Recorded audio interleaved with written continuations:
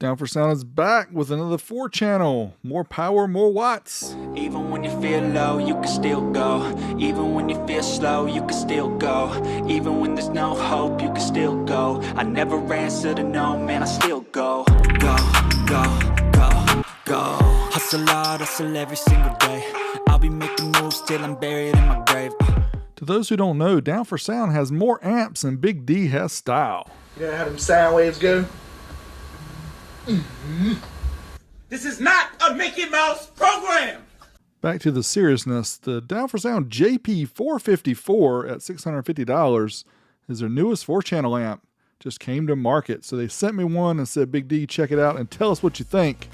So that's what I'm going to do. First, I'm going to get it unboxed, try not to cut the amp, get it out. Let's see what's inside the box. We have the manual here, which talks about the amplifier, the features, settings, has a cool picture on the back. And then, of course, Alan threw in 2 of his keys as usual. We have the remote bass knob cable here and industry's best remote bass knob here. Power protect LEDs, voltage, temperature, all kind of good stuff built into it. Oh yeah, and it also has an adjustment at the top for the voltage. I don't really talk about that much, but that way you can adjust it if you need to.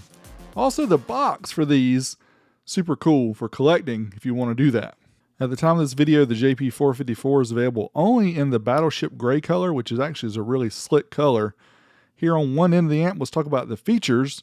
We have 4 channels of RCA inputs as well as 2 channels of RCA outputs. We have gain control for channels 1 and 2. Also the high pass filter, 20 to 800 Hertz or 200 to 8 kilohertz using the switch, and that can be on or off. Low pass filter, 50 to 500 Hertz, also has a ×10 and can be set on or off as well.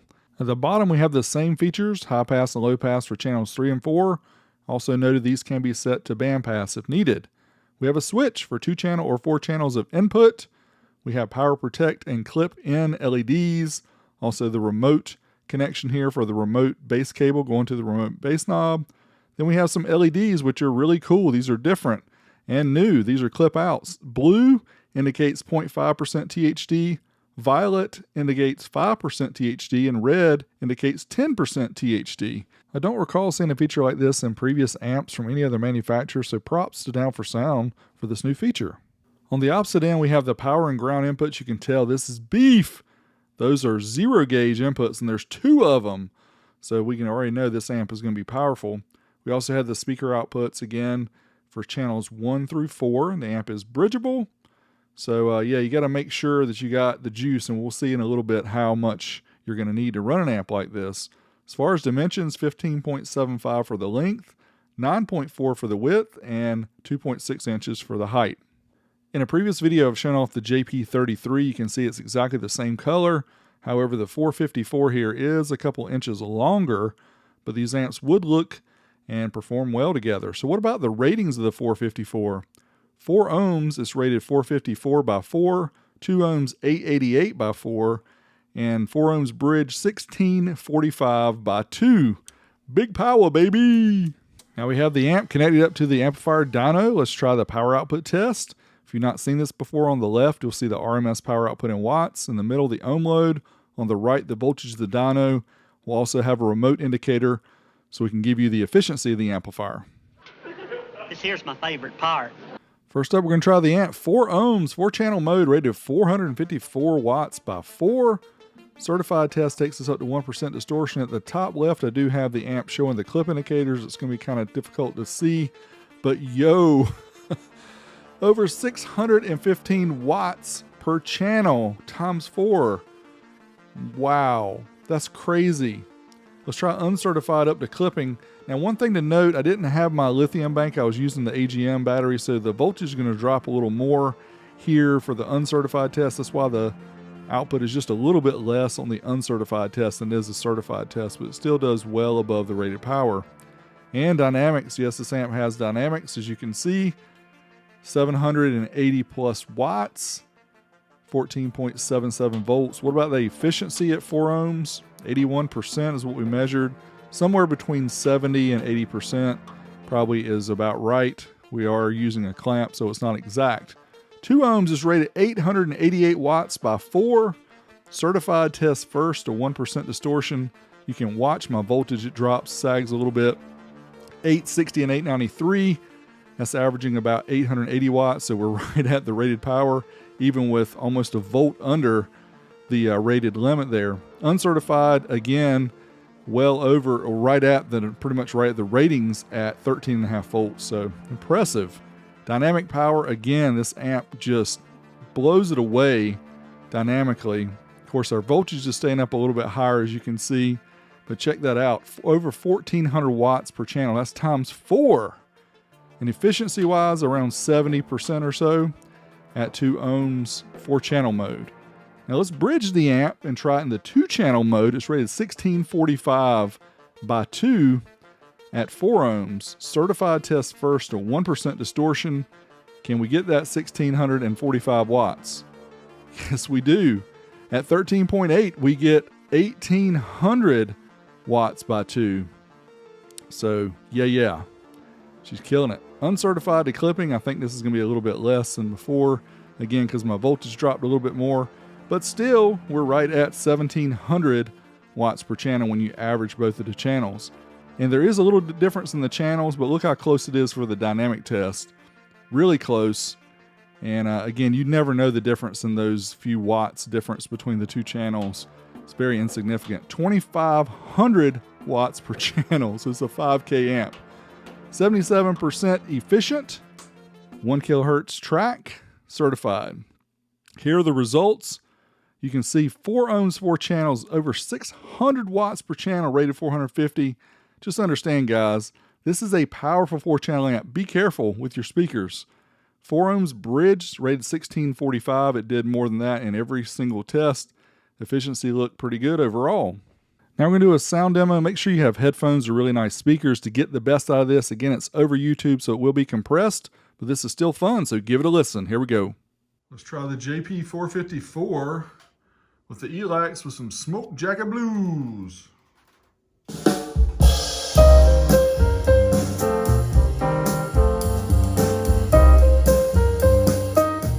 Right now we got to add in a little bit of bass, so let's add in some bass to the Smoke Jacket Blues.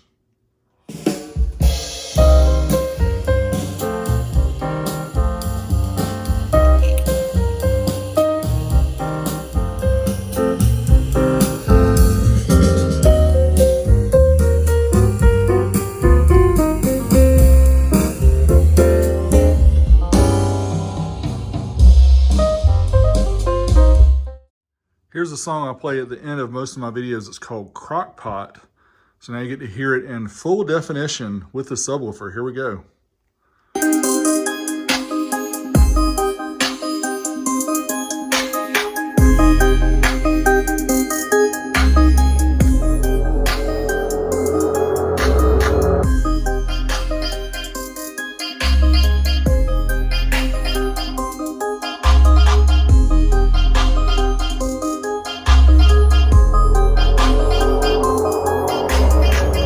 Had a blast jamming with this amp, over an hour with a whole bunch of different tracks. A lot of them I recorded, and I will put on a Wilson Audio Extras video. Check a link in the video description. Make sure you're subscribed to that channel as well. Now we checked the temperature of the amp after jamming it for a while. 104 degrees Fahrenheit, 40 degrees Celsius. It was not uncomfortable to touch. You could barely tell that it was warm. This amp does a good job of staying cool while it's jamming. So let's find out what's inside this beast. Power galore? Yep, think so. Let's open it up.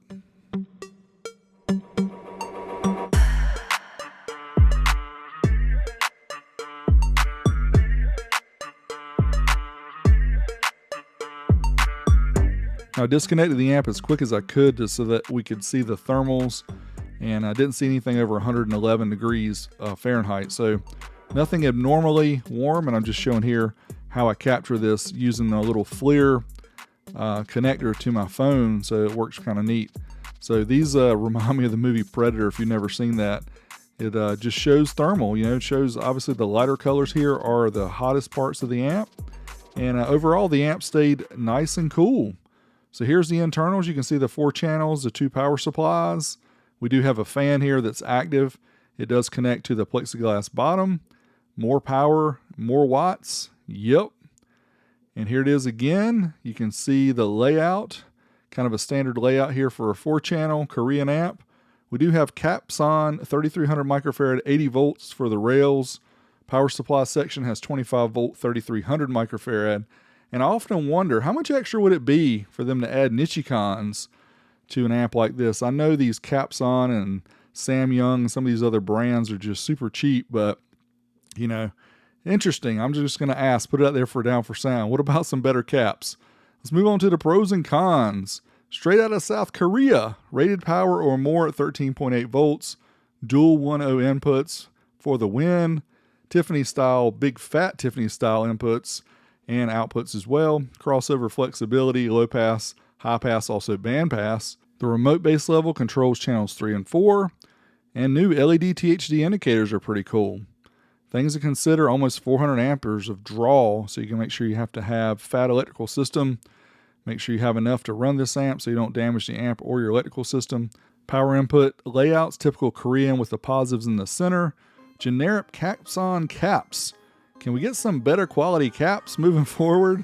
I don't know. Hey, I'm going to ask, because I know a lot of even the bigger brands nowadays use these cheap caps, and it's because they're so inexpensive and they make so many amps. I can understand why they do it, but hey, Down4Sound sometimes listens to my recommendations. Let's talk about some better caps. What do you think?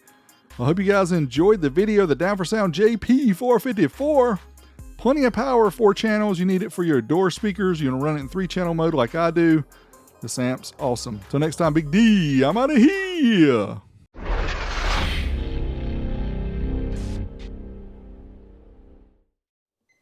All right, now we have the amp bridge. We're going to try 4 ohms, 40 hertz. See what it gets.